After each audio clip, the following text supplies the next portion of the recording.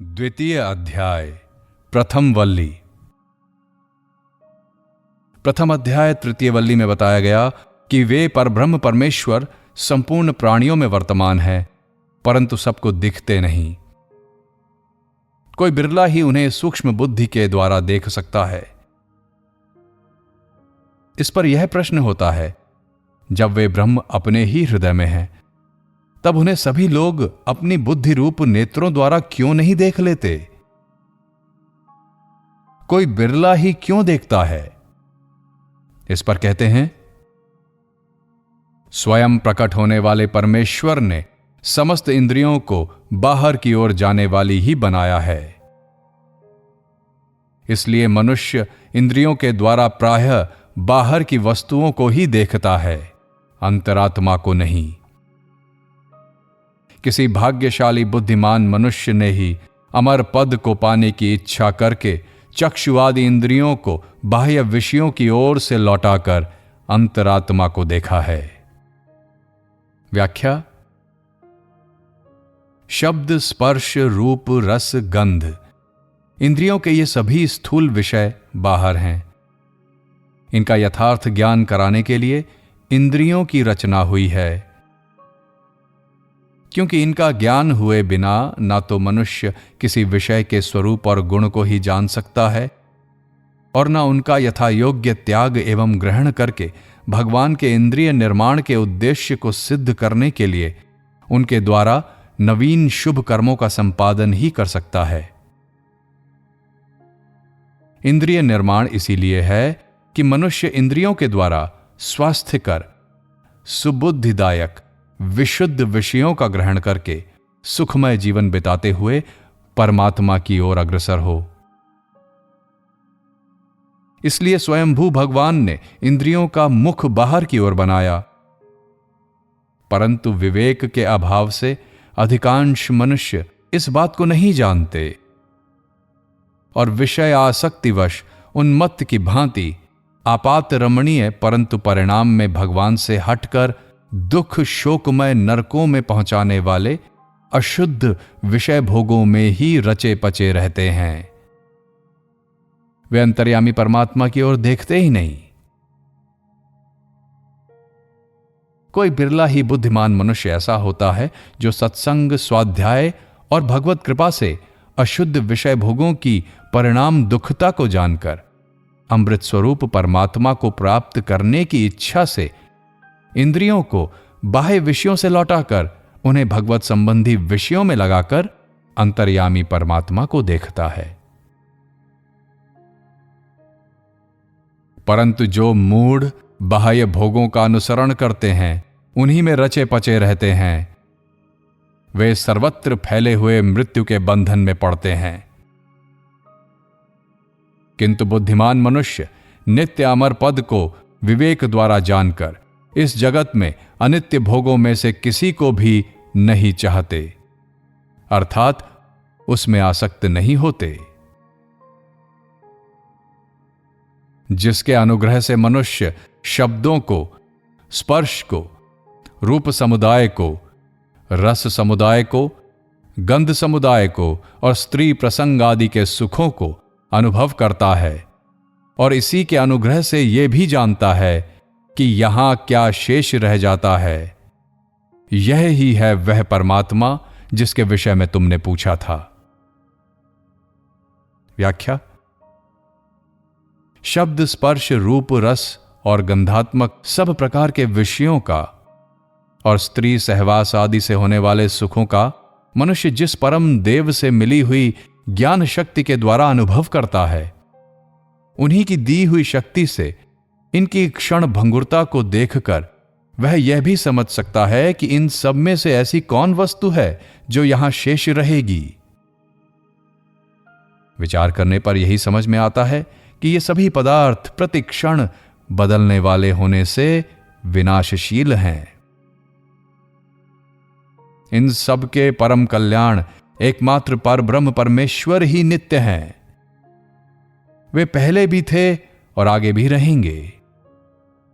अतः हे नचिकेता, तुम्हारा पूछा हुआ वह ब्रह्म तत्व यही है जो सबका शेषी है, सबका पर्यवसान है सबकी अवधि और सबकी परम गति है। स्वप्न के दृश्यों और जागृत अवस्था के दृश्यों को, इन दोनों अवस्थाओं के दृश्यों को मनुष्य जिससे बार बार देखता है, उस सर्वश्रेष्ठ सर्वव्यापी सबके आत्मा को जानकर बुद्धिमान मनुष्य शोक नहीं करता। व्याख्या: जिस परमात्मा के द्वारा यह जीवात्मा स्वप्न में और जागृत में होने वाली समस्त घटनाओं का बारंबार अनुभव करता रहता है, इन सबको जानने की शक्ति इसको जिस परब्रह्म परमेश्वर से मिली है, जिसकी कृपा से ही इस जीव को उस परमात्मा की विज्ञान शक्ति का एक अंश प्राप्त हुआ है, उन सब की अपेक्षा महान सदा सर्वदा सर्वत्र व्याप्त परब्रह्म परमात्मा को जानकर धीर पुरुष कभी किसी भी कारण से किंचन मात्र भी शोक नहीं करता।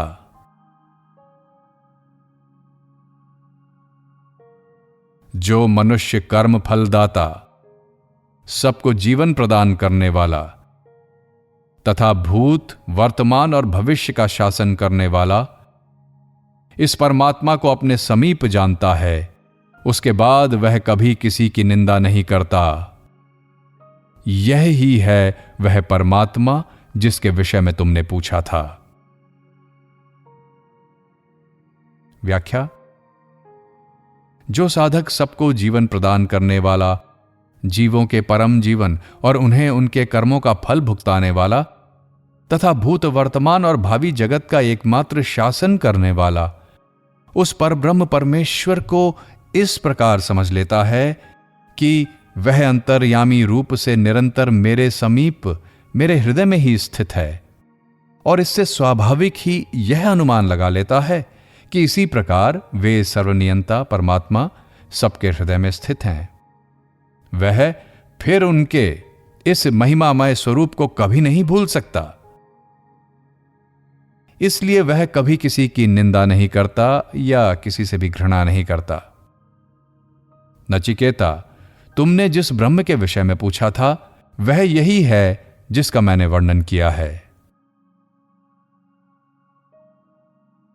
अब ये बतलाते हैं कि ब्रह्मा से लेकर स्थावर पर्यंत समस्त प्राणी उन परब्रह्म परमेश्वर से ही उत्पन्न हुए हैं। अतः जो कुछ भी है सब उन्हीं का रूप विशेष है, उनसे भिन्न यहां कुछ भी नहीं है, क्योंकि इस संपूर्ण जगत के अभिन्न निमित्त उपादान कारण एकमात्र परमेश्वर ही हैं। वे एक ही अनेक रूपों में स्थित हैं। जो जल से पहले हिरण्यगर्भ रूप में प्रकट हुआ था, उस सबसे पहले तप से उत्पन्न हृदय गुफा में प्रवेश करके जीवात्माओं के साथ स्थित रहने वाले परमेश्वर को जो पुरुष देखता है वही ठीक देखता है। यह ही है वह परमात्मा जिसके विषय में तुमने पूछा था। व्याख्या: जो जल से उपलक्षित पांचों महाभूतों से पहले हिरण्यगर्भ ब्रह्मा के रूप में प्रकट हुए थे, उन अपने ही संकल्प रूप तप से प्रकट होने वाले और सब जीवों के हृदय रूप गुफा में प्रविष्ट होकर उनके साथ रहने वाले परमेश्वर को जो इस प्रकार जानता है कि सबके हृदय में निवास करने वाले सबके अंतर्यामी परमेश्वर एक ही हैं, यह संपूर्ण जगत उन्हीं की महिमा का प्रकाश करता है, वही यथार्थ जानता है। वे सदा सबके हृदय में रहने वाले ही ये तुम्हारे पूछे हुए परब्रह्म परमेश्वर हैं। अब उन्हीं परब्रह्म का अदिति देवी के रूप में वर्णन करते हैं। जो देवतामयी अदिति सहित उत्पन्न होती है, जो प्राणियों के सहित उत्पन्न हुई है तथा जो हृदय रूपी गुफा में प्रवेश करके वहीं रहने वाली है, उसे जो पुरुष देखता है वही यथार्थ देखता है। यही है वह परमात्मा जिसके विषय में तुमने पूछा था। व्याख्या: जो सर्वदेवतामयी भगवती अदिति देवी पहले पहल उस पर ब्रह्म के संकल्प से सब जगत की जीवनी शक्ति के सहित उत्पन्न होती है तथा जो संपूर्ण प्राणियों को बीज रूप से अपने साथ लेकर प्रकट हुई थी। हृदय रूपी गुहा में प्रविष्ट होकर वहीं रहने वाली वह भगवती भगवान की अचिंत्य महाशक्ति भगवान से सर्वथा अभिन्न है। भगवान और उनकी शक्ति में कोई भेद नहीं है। भगवान ही शक्ति रूप से सबके हृदय में प्रवेश किए हुए हैं। हे नचिकेता, वे ही ये ब्रह्म हैं जिनके विषय में तुमने पूछा था। अथवा जननी रूप में समस्त देवताओं का सृजन करने वाली होने के कारण जो सर्व देवतामयी है, शब्दादि समस्त भोग समूह का अदन भक्षण करने वाली होने से भी जिनका नाम अदिति है, जो हिरण्य गर्भ रूप प्राणों के सहित प्रकट होती हैं और समस्त भूत प्राणियों के साथ ही जिनका प्रादुर्भाव होता है, तथा जो संपूर्ण भूत प्राणियों के हृदय गुफा में प्रविष्ट होकर वहां स्थित रहती हैं, वे परमेश्वर की महाशक्ति वस्तुतः उनका प्रतीक ही हैं। स्वयं परमेश्वर ही इस रूप में अपने को प्रकट करते हैं। ये ही वह ब्रह्म है जिनके संबंध में नचिकेता तुमने पूछा था। जो सर्वज्ञ अग्नि देवता गर्भिणी स्त्रियों द्वारा उपयुक्त अन्नपानादि के द्वारा भली भांति परिपुष्ट हुआ, गर्भ की भांति 2 अरण्यों में सुरक्षित है, छिपा है, तथा जो सावधान और हवन करने योग्य सामग्रियों से युक्त मनुष्यों द्वारा प्रतिदिन स्तुति करने योग्य है, यही है वह परमात्मा जिसके विषय में तुमने पूछा था।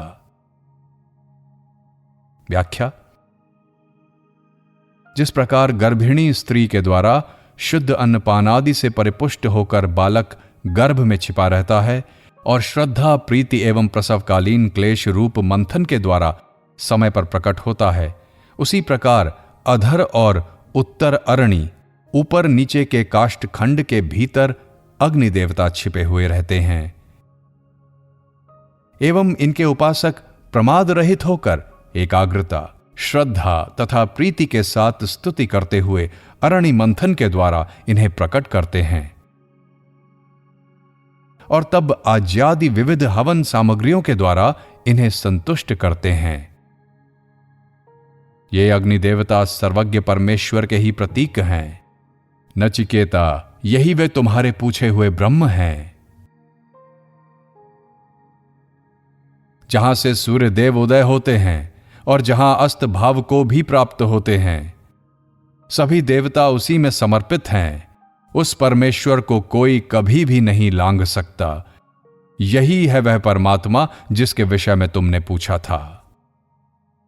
व्याख्या: जिन परमेश्वर से सूर्यदेव प्रकट होते हैं और जिनमें जाकर विलीन हो जाते हैं, जिनकी महिमा में ही यह सूर्य देवता की उदय अस्त लीला नियम पूर्वक चलती है, उन पर ब्रह्म में ही संपूर्ण देवता प्रविष्ट हैं। सब उन्हीं में ठहरे हुए हैं। ऐसा कोई भी नहीं है जो उन सर्वात्मक, सर्वमय, सबके आदि अंत आश्रय स्थल परमेश्वर की महिमा और व्यवस्था का उल्लंघन कर सके। सर्वतोभाव से सभी सर्वदा उनके अधीन और उन्हीं के अनुशासन में रहते हैं। कोई भी उनकी महिमा का पार नहीं पा सकता। वे सर्वशक्तिमान पर ब्रह्म पुरुषोत्तम ही तुम्हारे पूछे हुए ब्रह्म हैं। जो परब्रह्म यहां है, वही वहां परलोक में भी हैं। जो वहां है, वही यहां इस लोक में भी हैं। वह मनुष्य मृत्यु से मृत्यु को अर्थात बारंबार जन्म मरण को प्राप्त होता है। जो इस जगत में उस परमात्मा को अनेक की भांति देखता है, शुद्ध मन से ही यह परमात्म तत्व प्राप्त किए जाने योग्य है। इस जगत में एक परमात्मा के अतिरिक्त भिन्न भिन्न भाव कुछ भी नहीं है। इसलिए जो इस जगत में नाना की भांति देखता है, वह मनुष्य मृत्यु से मृत्यु को प्राप्त होता है, अर्थात बार बार जन्मता मरता रहता है। व्याख्या: जो सर्वशक्तिमान, सर्वंतर्यामी, सर्वरूप, सबके परम कारण, परब्रह्म पुरुषोत्तम यहां इस पृथ्वी लोक में हैं, वहीं वहां परलोक में अर्थात देव गंधर्वादि विभिन्न अनंत लोकों में भी हैं, तथा जो वहां हैं वे ही यहां भी हैं। एक ही परमात्मा अखिल ब्रह्मांड में व्याप्त हैं, जो उन एक ही परब्रह्म को लीला से नाना नामों और रूपों में प्रकाशित देखकर मोहवश उनमें नानात्व की कल्पना करता है, उसे पुनः पुनः मृत्यु के अधीन होना पड़ता है। उसके जन्म मरण का चक्र सहज ही नहीं छूटता। अतः दृढ़ रूप से यही समझना चाहिए कि वे एक ही परब्रह्म परमेश्वर अपनी अचिंत्य शक्ति के सहित नाना रूपों में प्रकट हैं, और ये सारा जगत बाहर भीतर उन एक परमात्मा से ही व्याप्त होने के कारण उन्हीं का स्वरूप है। परमात्मा को परम तत्व शुद्ध मन से ही इस प्रकार जाना जा सकता है कि इस जगत में एकमात्र पूर्ण ब्रह्म परमात्मा ही परिपूर्ण है, सब कुछ उन्हीं का स्वरूप है। यहां परमात्मा से भिन्न कुछ भी नहीं है। जो यहां विभिन्नता की झलक देखता है वह मनुष्य मृत्यु से मृत्यु को प्राप्त होता है, अर्थात बार बार जन्मता मरता रहता है। अंगुष्ठ मात्र परिमाण वाला परम पुरुष परमात्मा शरीर के मध्य भाग हृदय आकाश में स्थित है, जो कि भूत, वर्तमान और भविष्य का शासन करने वाला है। उसे जान लेने के बाद वह किसी की भी निंदा नहीं करता। यही है वह परमात्मा जिसके विषय में तुमने पूछा था। व्याख्या। यद्यपि अंतर्यामी परमेश्वर, जो कि भूत, वर्तमान और भविष्य में होने वाले सभी प्राणियों के शासक हैं, समान भाव से सर्वदा सर्वत्र परिपूर्ण है, तथापि हृदय में उनका विशेष स्थान माना गया है। परमेश्वर किसी स्थूल सूक्ष्म आकार विषय वाले नहीं हैं, परंतु स्थिति के अनुसार वे सभी आकारों से संपन्न हैं। शुद्र चींटी के हृदय देश में वे चींटी के हृदय परिमाण के अनुसार परिमाण वाले हैं, और विशालकाय हाथी के हृदय में उसके हृदय परिमाण वाले बनकर विराजित हैं। मनुष्य का हृदय अंगुष्ठ परिमाण का है, और मानव शरीर ही परमात्मा की प्राप्ति का अधिकारी माना गया है। अतः मनुष्य का हृदय ही परब्रह्म परमेश्वर की उपलब्धि का स्थान समझा जाता है। इसलिए यहां मनुष्य के हृदय परिमाण के अनुसार परमात्मा को अंगुष्ठ मात्र परिमाण का कहा गया है। इस प्रकार परमेश्वर को अपने हृदय में स्थित देखने वाला स्वाभाविक ही यह जानता है कि इसी भांति वे सबके हृदय में स्थित हैं। अतएव वो फिर किसी की निंदा नहीं करता अथवा न किसी से घृणा ही करता है। नचिकेता, यही वह ब्रह्म है जिनके विषय में तुमने पूछा था। अंगुष्ठ मात्र परिमाण वाला परम पुरुष परमात्मा धूम रहित ज्योति की भांति है। भूत, वर्तमान और भविष्य पर शासन करने वाला वह परमात्मा ही आज है और वही कल भी है, अर्थात वह नित्य सनातन है। यही है वह परमात्मा जिसके विषय में तुमने पूछा था। जिस प्रकार ऊंचे शिखर पर बरसा हुआ जल पहाड़ के नाना स्थलों में चारों ओर चला जाता है, उसी प्रकार भिन्न भिन्न धर्मों, स्वभावों से युक्त देव, असुर, मनुष्य आदि को परमात्मा से पृथक देखकर उनका सेवन करने वाला मनुष्य उन्हीं के पीछे दौड़ता रहता है, उन्हीं के शुभाशुभ लोकों में और नाना उच्च नीच योनियों में भटकता रहता है। व्याख्या। वर्षा का जल एक ही है, पर वह सब ऊंचे पर्वत की ऊबड़ खाबड़ चोटी पर बरसता है तो वहां ठहरता नहीं, तुरंत ही नीचे की ओर बहकर विभिन्न वर्ण, आकार और गंध को धारण करके पर्वत में चारों ओर बिखर जाता है।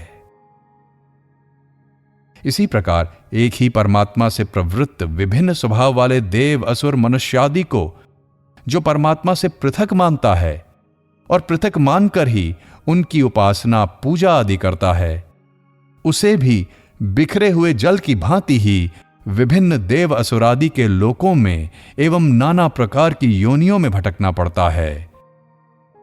वह ब्रह्म को प्राप्त नहीं हो सकता। परंतु जिस प्रकार निर्मल जल में मेघों द्वारा सब ओर से बरसाया हुआ निर्मल जल वैसा ही हो जाता है, उसी प्रकार हे गौतमवंशी नचिकेता, एकमात्र परब्रह्म पुरुषोत्तम ही सब कुछ है। इस प्रकार जानने वाले मुनि का अर्थात संसार से उपरत हुए महापुरुष का आत्मा ब्रह्म को प्राप्त हो जाता है। व्याख्या। परंतु वही वर्षा का निर्मल जल यदि निर्मल जल में ही बरसता है तो वही उसी क्षण निर्मल जल ही हो जाता है। उसमें न तो कोई विकार उत्पन्न होता है और न वो कहीं बिखरता ही है।